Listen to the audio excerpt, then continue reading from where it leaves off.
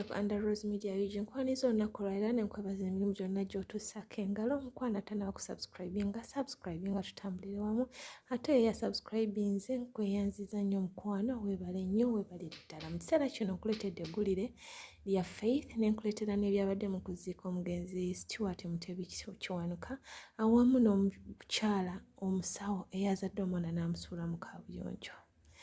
Naye katutandike ekifaananyi ekyo ekyabadde mu by'okuziika omugenzi Stewart Mutebi Kiwanuka ono ng'abadde munnabyamizannyo mugundivu ayogeredde ku radio stations ez'enjawulo ebbanga lyonna tubadde nga tumuwulira naye bambi yava mu bulamu bw'ensi eno wiiki ewedde era n'aziikibwa byebyo ebimu ku byabaddeyo. Wabaddeyo ababaka ab'enjawulo Segirinya, wabaddeyo omukyala omubaka owa Wakiso, mukyala Naluyima, wabaddeyo Sewanyana bangi ate era n'ekifaananyi kiddako yoyo omukyala yazadde omwana n'amusuula mu kabuyonjo ate nga ne bbaawe naye musawo.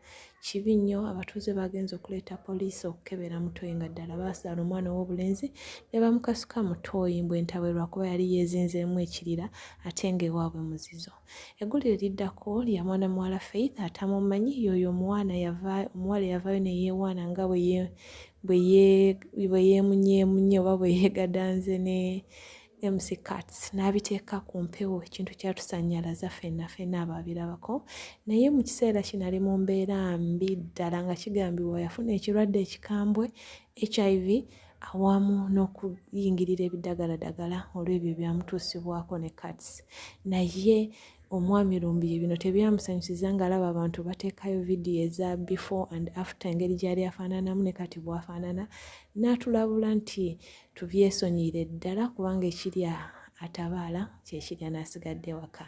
Kankuteereyo vidiyo zino waliwo n'omwami avuddeyo n'abuulirira abaana ab'obuwala n'agamba bannange omusajja olukwana ku gwe ng'olowooza kufuna lubuto nakwegatta naye si bwe kirina okuba. Si buli musajja nti oluba nga tonnamutegeera nnyo osalawo n'omwewa n'ofuuka chipu. Byonna kambikuteereyo omukwano obeere ng'obyerabirako. Tunalabagana mu vidiyo eddako neeyanziza nnyo omukwano Mukama akunkuumire. I was in hiding asagala kubera kumpi with my dad, my family. Yeah, sometime past I'm in hiding. Nentandika okubeera nga nina byenkozesa okumpa essanyu nga I'm depressed. Tebyali birungi. So at the end of that day, I got some time, nali ntambuddemu, ninsanga Katsi somewhere in Tinda. Nangamba Faith, calm down. Nina wentelo otula wentinda nenywa ebintu byange byali bimpa essanyu cause nali neekyaye nga ndi depressed. I started using drugs. That's the truth. But it wasn't the right thing to do. Which drug was that? There's some drug called crystal meth. It's called ice. So since that day he knew that I used that drug for depression. Ati ono muganda oli abadde aliko wala obadde okyali mukambwe luli twadde twagala mukambwe nnyo nga badde mukambwe nga nange ntidde ntine bagiyinza okukweka jeshi nga tenze kimanyi bulungi badde mpadde shife namba nga aganye buganyi nepulira obusungu nga te muli mukundivatinga ngamba kirala nti jeshi ate nga nze mungamba yonsika tatenze ngamba jeshi nti yalina omwana oyo mumutuuze mumubuulirire nti akyasobola okufuna obulamu obujja singa akkiriza embeera mwali n'amira eddagala neeyagala neerabira ebyaliwo era asobola okudda mu mbeera mulabi naye buli omu apositinze ndaba embeera mwali after before nedda bw'obanga okyajjamu akawikka omulalo nga togenda kwetaawuza sekampola kubanga kirya atabaala kyekirya n'asigadde waka.